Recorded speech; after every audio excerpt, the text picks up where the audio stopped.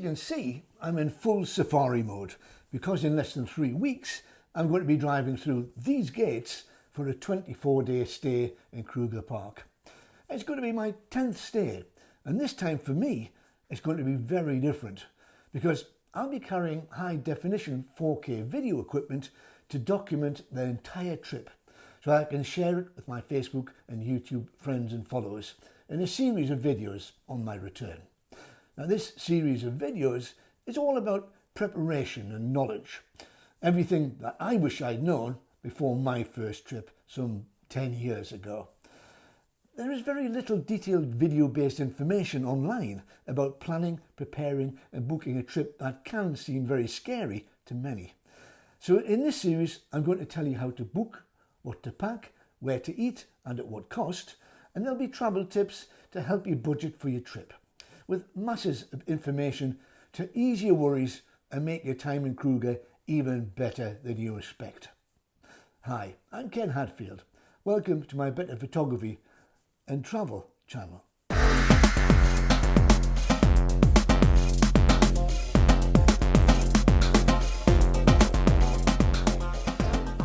Today we start with planning and booking your stay.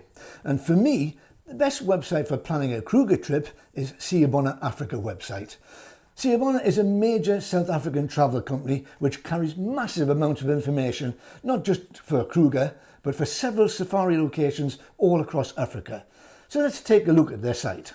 Okay, so the first thing I've done is opened up the Siabona Africa website, and I've come to a particular section. Siabona offer holidays all over Africa, and obviously South Africa is just a part of it. But this is the part that you need to come to look for Kruger, and I've put a link below in the description if you'd like to go directly to this page. And this page is chock full of information. As you can see, they're promoting their own safaris there, and you can choose any of those depending on your budget or your needs, and it will give you information on what you get for your money, and it gives information below on self-catering and other things like flights, and you can use this to book a holiday should you wish to do so. I'm trying to concentrate here on those who are self-driving. We're going to pick a car up at Johannesburg, drive down to Kruger and then spend some time driving around Kruger. So I'm suggesting that you find all your information here, but then you go to the Sandparks online booking site to book the accommodation yourself. So down here, look at all these tabs down here, masses and masses of different information here. This is going to give you more details of the safaris that they offer in Kruger, even down to offering you self-drive safaris. Again, what I'm about to tell you now is how to do it your own way. So going through the Sandparks online bookings, it's probably safer because if you needed to cancel or change your booking, it's probably easier to do it directly with them than to come back through a third-party booking service. So each of these is a tab giving you all the different things that you can look up. Lodges, obviously you've got a little bit more of a budget. You can go into some of the beautiful safari lodges there. Some of them have private areas where you're guaranteed to see the big cats, which is a major draw for Kruger. So you can then go to exploring the area here. It gives you ideas on where you're going to find the best game viewing routes, and gives information on various locations around the park. Great information there. A nature guide, basically to give you an idea what you're going to see and do some identification there. That always gets everyone very excited beforehand. And safari trips at private lodges, again, it's going to give you some information, and you look at all of those to see exactly what you'd like to get the best out of your trip, dependent on your budget. Rest camps, great thing to come to here because this will give you an idea where you want to stay. There's quite a number of rest camps in Kruger, and here you can see the major ones are listed here, and you can click on those, go in for more information. It'll give you the information about the camp, what the facilities are within the camp. So if these type of facilities are very important to you, you can look here and decide whether this is the camp you want to stay at, if the accommodation is correct for you. For convenience, to give some maps away, most of these will actually download and you can actually print them off, take them with you. And there's an overall one of the park there, but there's also some quite important ones here for other areas. And I'm going to tell you, when you get to Kruger, you can buy one of these, which is a route map. There's also an animal and bird identifier in there, plus lots of information like gate times, distances between gates, and a great deal of information that's very, very useful to you. And I would suggest you do buy one of them and you use it to get yourself around the park. Now, you can book your stay from the Siabona website, but I would recommend you consider booking directly from the South African National Parks, or SANParks website as it's known. Now, there's a couple of reasons why I make this recommendation. First, SANParks offer an internet discount rate, so don't book over the telephone unless you must. When searching online, they show their accommodation booking availability in real time, meaning that the site shows you what units are definitely available at the time you make your booking, which makes it easier to plan, especially if you want multiple locations throughout the camp. Now, there are several types of accommodation in every camp, all with different facilities and all at different prices to suit your budget. These prices do differ from season to season, and you can usually book up to 11 months ahead, but I would strongly recommend you book as early as possible, especially for the popular South African holiday dates.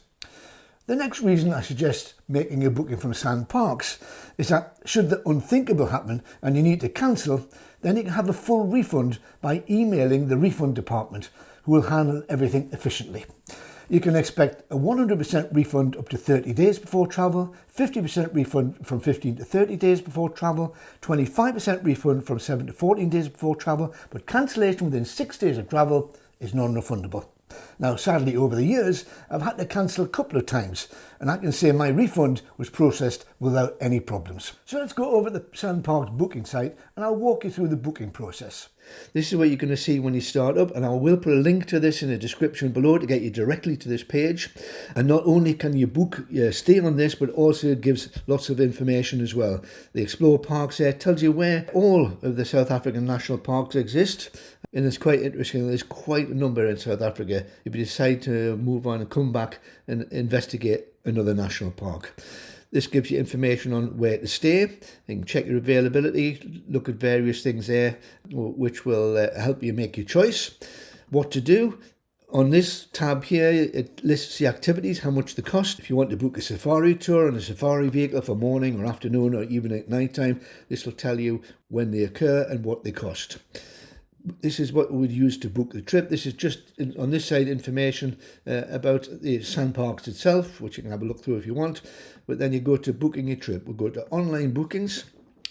And what I'm going to do now is I'm going to show you step by step how to use this to make a booking for a 7-day trip, perhaps from the 1st to the 7th of May 2024, involving 2 camps, which will give you an idea how to move around this and actually explain to you what all these numbers mean, so that you can actually make the booking knowing that you're going to the right place at the right time at the right price. So let's go to the first park that you're looking to book. That's going to be Kruger National Park, and we're going to give it a date. Let's go to the 1st of May next year. And we click on the 1st of May, and then we go across, and we're going to do a 7-night stay, which means we'll leave on the 8th. So if you search, it then brings up another menu. We're going to select the camp that we first want to arrive at. And let's just say the biggest one of all is going to be Kruger. So we go there, and then we need to find what type of accommodation we want to stay in. And it lists the different type of accommodations available for you here. And it goes from a safari tent, a guest house for multiple occupants, maybe 5, 6, 8, even 12 people. You can have a cottage, which is a larger accommodation, camping. And well, I would usually use a bungalow. So I'll list that. And I would ask it to search. So it's going to look for a bungalow in Kruger from the 1st to the 8th of May. Now, I only want to stay there for 4 days. So let's have a look, see what we can do to book those 4 days. First thing I would always do here is this See More tab. Click on that and you get the full list of bungalows that are available. And there's multiple types of bungalows in every camp. And each of these bungalows each have different facilities. Some will have a kitchen, some won't have a kitchen. Some will have a TV, some won't. Some will have a view, some won't. And depending on what you choose, depends on how much you pay. Regarding a view, for us, it's not important because we're out pretty much all day photographing. We tend to come back as the sun's setting, so we don't need a view. So we tend not to be really bothered whether you get a view or not. So what's got down here is a list of the different types of bungalow, and they're coded there. And then you'll see here that the different prices here. The more you pay, the better facilities you get. and you go right the way down here till you get to something like the Riverside Bungalow. That's the most expensive, and the Riverside obviously is overlooking the river, and that has TV in and various other facilities that are nice to have if they're important to you. And then it goes back down to most of the other accommodation is fairly similar price. But as you can see, there's several different types of Riverside Bungalow, and there's numerous types of other types of bungalow that you can stay at. So if you want to know the facilities in each of the bungalows, if you view here, this will bring up some details, and it'll show you some photographs, and you can scroll on across there and see the interior, and it lists here what items you get in the bungalow, so you can see exactly what you're going to get for your money. Don't bother with this at the moment, because I think it's easier to do it by going back, and here you can see we're back to where we were, and we'll open that out again. Where you see blank, that means that there is no accommodation on that particular date. So the ones that you have to choose from are the ones that are filled in with a number. The numbers, by the way, mean that's the number of units of that type are available for that day. So on that day, bungalow LB2D, they've got 5 of each of those available right through those dates there. The boxes filled in orange, as you can see, cover the 7 days that you're looking for. That helps you make your choice. So let's say we want the LB2D. We'll go onto the 5th, and then it opens this box up here. Basically, ignore all these 5s. Remember I told you that there was 5 units available right across the month? That is repeating the 5 units available. You need to make sure you pay attention to the little number, which is the actual date. It's quite easy to get confused and think that the 5 is the 5th. It's not. That's the number of bungalows available. So you're looking at the 1st, and you're looking to check out by clicking here on the 5th. That gives you 4 nights there, as you can see. It fills in the 4 nights on there, and then you can go below and get a quote for the time that you're looking to book. There will be a conservation fee and an entrance fee that you have to pay. I would suggest if you're spending more than 6 nights that you use what's called a wild card, and I'll show you how to do that from this site, and the wild card can save you an awful lot of money. I'll show you how that can save you money when we get to the end of this demonstration. So I'll click that we have wild cards so that we can then get a quote, and this will bring up your total so far for the stay. And you can see 8,000 rands, 416 rand is a discount that you get for booking on the web. Small bit of tax there. So that's your final balance for the first 4 days of your trip. At this point here, you can either go back, you can go to your basket, or you can add and continue browsing, or add and proceed to basket. So I'm going to add and continue browsing because I've got another 3 nights to book. Give you an opportunity to add any game drives that you want at this point. That's going to come up on various points when you're booking, and you can actually add any drives or walks that you want to actually book whilst you're there. And I do strongly suggest, even if you're driving yourself, to try and do 1 or 2 of these. The spotters are amazing. They may well show you something that you might never see whilst you're self-driving, and it's very much worth the trouble of going and letting the professionals take you around for an hour or 2. So I'm just going to close here and go back to the booking form here. So what I want to do now is I want to move to another camp for the next 3 nights. So what I'm going to be doing now is going to the Kruger rest camp, and I'm going to change it to, say, Sitara. That's another lovely camp, great for the big cats. Now I'm going to give you a bit of good advice here. Top tip: make sure that you get rid of the tick against Kruger rest camp, or to bring up the accommodation for both camps, and that can be confusing. So you can see there, we go back to the type of accommodation there, and they've got camping, cottage, guest house, and bungalow. We're going to try bungalow again, and then we can then search. So again, it's highlighting the days that we've been looking to travel. I'm going to click the see more so we can see all the accommodation that's available. Again, all of these numbers here, that's how many of these units are available at this particular time. And now we're looking to book from the 5th to the 8th. So the little white box there tells you your leaving date. So on the 5th to the 8th, we know that those are available there, and those are there, and those are there, but these aren't. So you look to see what's available, you have check to see the facilities on each of these, and of course you look at the price to see if it fits in with your budget. So I'm going to look at something like the BD3E, which I've stayed in before. If there's a 3 in the accommodation details, it's quite often 3 beds. Now, again, another tip is if you're travelling heavy, like we are, with lots of camera equipment and lots of luggage, even though there's only 2 of you, I would suggest you get a 3-bed bungalow, because the 3rd bed is a wonderful place to put your gear off the floor. You can open your bags up onto the bed and it keeps them off the floor, and easy access for equipment as you come and go. So let's look at this one, and I'm wanting it from the 5th, so I'm going to click on the 5th, and you can see there they have got the 5th and the 6th and the 7th, so we know we can have the 3 nights. We're going to go there, we'll need to lead on the 8th.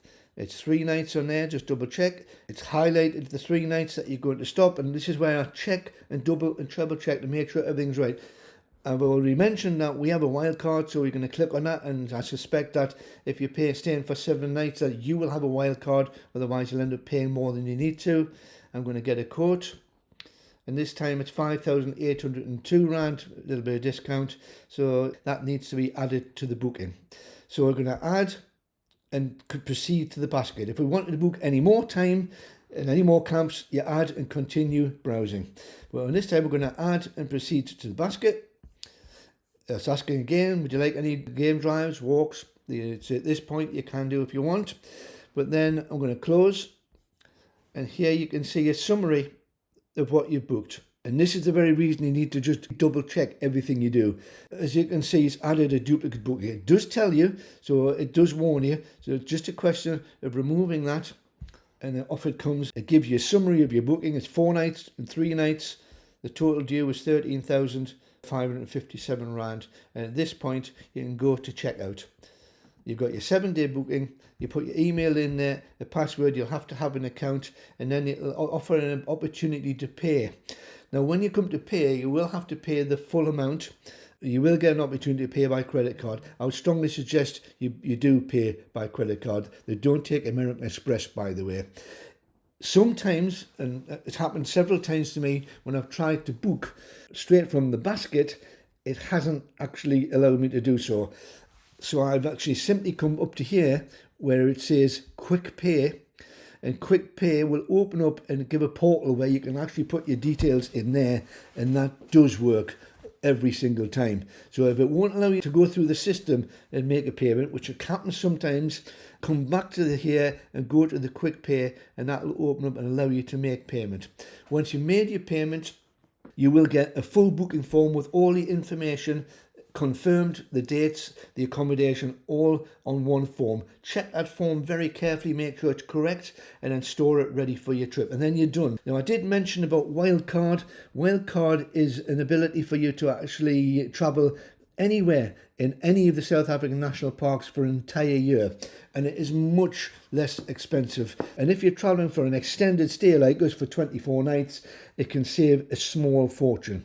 You get 365 days membership with this particular card, and what you have to simply do there's 2 things you can do. I've already got a subscription, so I simply go in there and I top the card up. I don't get a new one, I top the card up with another year's subscription. Now I can do that at the gate, so when I arrive there in October, I can go up the gate, pay the money, and the wildcard subscription will run immediately. Similarly, if you don't purchase it here or have problems purchasing it here, you can, when you first arrive, you can go to the booking office in the gate and you can pay the wildcard subscription there and get full 365 days use from that point on. So what you would need to do is to go to purchase a new wildcard, and then you have to give your details there. You set up an account there, and that will give you an opportunity to purchase. Now, if you look at the types of pricing here, you can see the various kind of prices available to you. Now, some of these are for residents of South Africa who can get in for a very, very low cost indeed. The one as an international traveller that you need to be most interested in is an international all parks cluster. Covers for you all of South Africa, all the parks. And the cost here for one person is 3,575 rand. And the cost for 2 persons is 5,585, and then you get a family one as well. And now if I do the mathematics for our trip, 5,585 rand is £236 or $295 for our American friends. If you were to buy a daily entry into the park, it's £18.65 per person per day, which equates for a total for 24 nights for two people of £895. So getting it at £236, you can see just why you want to be using this card. As for dollars, it will be $23.25 a day. For two people, that would be $1,116 against $295. Makes it a bit of a bargain. So if you stay more than 6 days, where you get to a point where it's an advantage to have the wild card, then I suggest you purchase one in advance or even get one at the gate. Don't worry if you have any problems buying one online, which occasionally happens. You can buy one at the gate before you go in and it'll cover you for the entire time that you're in the park. So that's how you do your research and make a booking to get into Kruger Park. I hope that's been of some help to you, and I hope you enjoy your stay in one of the most wonderful places on the planet. Not everyone knows this, but once in the park, if you wish to change your plans and visit a different area to where you originally booked, subject to availability, they will transfer your booking to another camp, even if it's just shaving a couple of days off one location to squeeze into another. I've done this lots of times just by visiting the camp office and having the booking changed. If accommodation is available at the new location, they'll switch your booking and hand you back your booking form reprinted with the amendments made. Where it's like for like accommodation at the same price, I've never been charged a fee. However, if the new accommodation is more expensive than your current accommodation, you will need to pay the difference. But be warned, this doesn't work the other way, as if the new accommodation is cheaper, you don't get a refund. So there you go. You've done your research, planned the trip and booked your accommodation.